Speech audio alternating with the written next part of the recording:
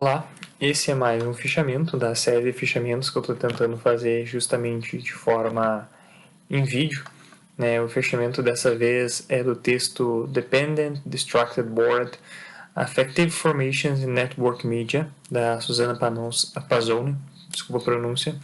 Ela é uma autora finlandesa e ela vai trazer justamente ao longo de 5 capítulos que ela vai definir como introdução, o segundo capítulo dedicado justamente às características do título, que é a dependência, o terceiro capítulo, que é a distração, o quarto, que é o tédio, e o último capítulo vinculado a essa questão da toxicidade, a nostalgia como um elemento aí que traz inúmeras negatividades, vinculada justamente a essas mídias digitais. Ela vai recorrer nessa formação ao longo de trazer isso ao livro. E qual é a base de formação assim da Panussen? A Pazzone, desculpa, ela é uma professora de estudos de mídia na Universidade da Finlândia, não vou saber dizer qual agora, mas esse texto é muito interessante que ele foi formado em cima de mais de 170 trabalhos junto com alunos dela, acredito que seja uma professora de teorias da comunicação, e esses relatos surgiram como um trabalho, um ensaio sobre algumas experiências com falhas de tecnologia, né? Entendendo essas falhas como momento de ruptura acentuada. E já que entende-se que essas mídias são tão presentes e mudaram o nosso cotidiano, como é que esses indivíduos se sentiram? Quais foram os sentimentos a partir dessa ideia de ruptura? Quais são os discursos atribuídos a isso? E dentro disso, a Pazzoni ela vai ter um contexto, um ponto muito importante dentro dessa obra dela, dentro de um contexto de conectividade ubíqua.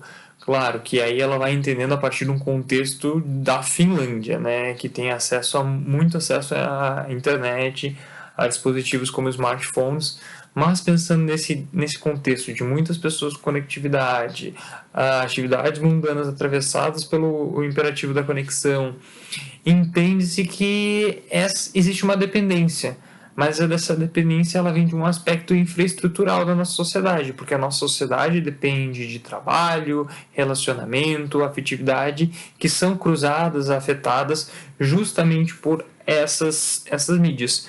E aí ela vai até trazer essa ideia de afetação do Spinoza. Eu não vou entrar muito nesses detalhes, mas ela vai até trazer, recorrer a alguns autores dos discursos da filosofia, algumas questões da filosofia, para atribuir essas questões.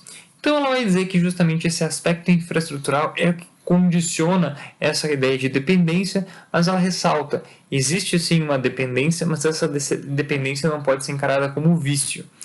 Porque a partir de que momento a gente entende isso como vício, existe um discurso justamente demonizador dessas substâncias, entendendo isso como um elemento nocivo para a nossa sociedade. O que a Pazzone ela vai discordar. Ela vai entender que, como tudo, existem ambiguidades, existem discursos de bom ou ruim, mas não podemos encarar justamente como um elemento nocivo, né? Então, para isso, ela vai entender... Esse é o principal ponto referente à dependência. A dependência ela é infraestrutural. E ela vai usar muito também da teoria ator-rede do Latour para justamente entender essas atividades, né? Esse indivíduo não só como usuário, mas como ator, umas atividades desenvolvidas por ele, né? Dentro desse contexto de múltiplas conexões. E para isso, seguindo, dando na sequência, né, a Pazzone ela também vai discutir, Pazzone, desculpa, ainda vou ter que me habituar com essa pronúncia. Ela vai trazer também a questão justamente da distração. E aí que entra um dos principais pontos que a autora ressalva. E a gente tem que entender essa distração como uma questão de ritmos, velocidades, intensidades e experiências. E ao mesmo tempo, essa distração, ela não é o desligamento da atenção. A gente não pode entender isso como antagonistas, atenção e distração.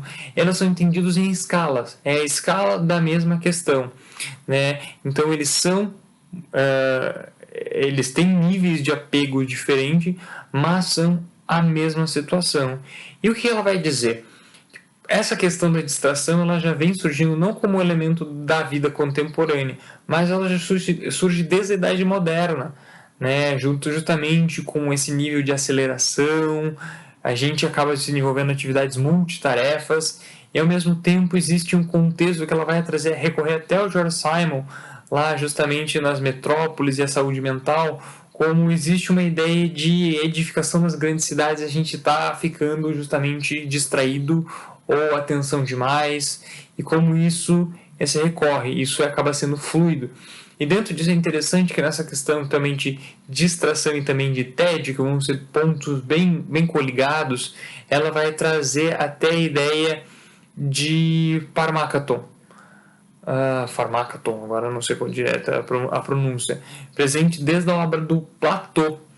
E como, mas ela vai trazer em cima da visão de Jacques Derrida sobre a obra de Platô, que justamente Platô entendia que a escrita ela entendia como fármacos, que ela poderia ser tanto a cura como também o remédio, ao mesmo tempo que a escrita ela vinha para facilitar o que ia ser discutido, a noção da filosofia daquela época antiga, o que era desenvolvido a partir da fala dos filósofos, e a escrita vinha com um resgate dessa memória, ela pode ser vista tanto como um elemento bom e ruim, né, por fato de a gente recorrer à escrita, a gente ia acabar perdendo esse nível da oratória, perder essa ideia de formação de ideias, a gente ia ficar recorrendo só às ideias que já estavam escritas, isso ia fazer a gente perder esse nível da oralidade, mas ao mesmo tempo ela como algo salvador, que permitiria que essas ideias fossem compartilhadas ao longo do tempo. Isso se apega à mesma questão de distração, né, atenção, distração e tédio. Esse contexto de o remédio e a cura ao mesmo tempo, sendo dialético, essa dialética existe ao mesmo tempo, pode ser muito mutável, é antagônico também ao mesmo tempo. Isso recorre em cima da obra da Pasolini, trazendo essas ideias de como existem diferentes escalas, mutações. E para isso, indo adiante, quando ela vai trazer sobre o tédio, a gente entende que a gente necessita de uma nova forma para conceituar o tédio. Né? A gente entende que a gente está num modelo de aceleração e o tédio ele é recorrente justamente desse modelo de aceleração que vem recorrente já desde a vida moderna. Só que acelerado para quem, né? Então a gente precisa pensar isso também como um elemento que é construído nesse sistema capitalista de produção e de condição, mas que ao mesmo tempo ressignificado, o tédio ele só é um elemento presente na vida do homem branco cotidiano, do contemporâneo, da vida moderna. Porque o tédio ele não estava presente justamente para as classes menos privilegiadas. Essas classes ainda tinham que fazer outros tipos de trabalho, não estavam tendo acesso a esse contexto contemplativo, muitas vezes que o tédio pode vir a trazer. Então a gente precisa pensar esse nível da alienação vindo a partir do tédio e ao mesmo tempo qual a proposta da autora? Trazer justamente uma ideia de ressignificação do que é tédio.